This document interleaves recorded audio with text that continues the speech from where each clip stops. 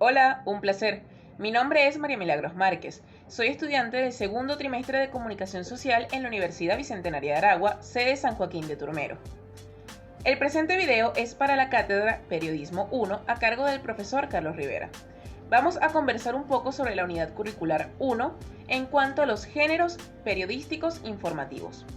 Vamos a repasar brevemente o a resumir un poco, analizar sobre su concepto, su estructura y algunos tipos y diferencias.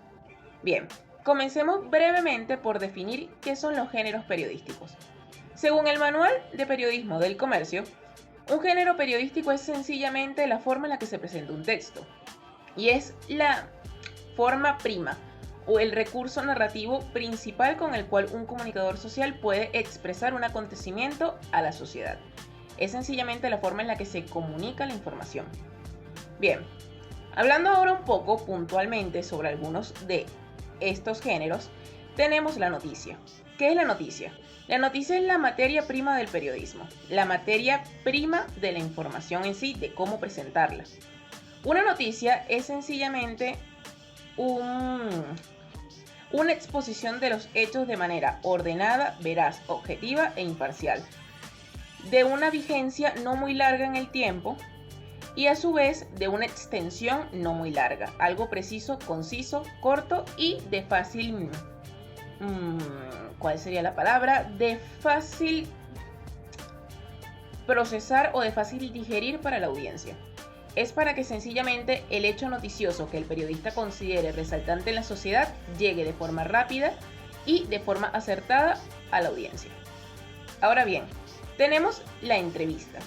La entrevista objetiva corresponde a los géneros periodísticos informativos, pero la entrevista propiamente corresponde a los géneros periodísticos interpretativos.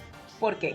La entrevista objetiva se limita sencillamente a que el periodista, en una conversación de tú a tú, mediante el sistema de preguntas y respuestas, tenga un entrevistado al cual pueda sacarle o del cual pueda obtener la información para así presentarla. Esto en cuanto al género informativo. Pero si nos vamos a la entrevista propiamente en el género interpretativo, es para situar un poco más a la audiencia en contexto. Se podría decir, o al menos así lo proceso yo, que son este tipo de entrevistas en las cuales se sientan amenamente, comparten y sitúan un poco a la audiencia en el contexto en el cual se está desarrollando la información o el acontecimiento en sí, del cual sea centro o foco la entrevista. Ok, pasemos ahora a lo que sería el reportaje. El reportaje es aquel hecho periodístico, aquel hecho noticioso que en su momento no pudo ser analizado, bien porque fue imposible o porque no se quiso a profundidad. Es de una extensión mucho más larga que la noticia y aparte de ello también puede contar con distintos tipos de recursos o material de apoyo que la noticia no requiere. Por ejemplo, un reportaje puede poseer fotografía, material multimedia, datos, ejemplos y mucho más para apoyar y sustentar la información. Y tiene muchísima más vigencia en el tiempo, además de que estos tienen la firma de su autor. También tenemos en otro caso, o ya como último género, la crónica.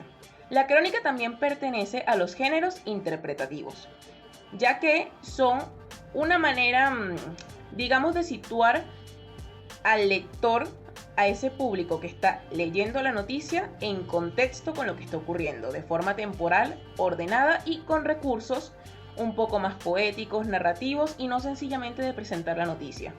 No es como tal dar la opinión, de hecho la crónica es un poco difícil de definir como algún género específico, ya que posee mucho de otros, pero es sencillamente eso, narrar de forma ordenada los acontecimientos para así presentarlos a la audiencia de una manera narrativa y con un propósito interpretativo en un contexto espacial y temporal.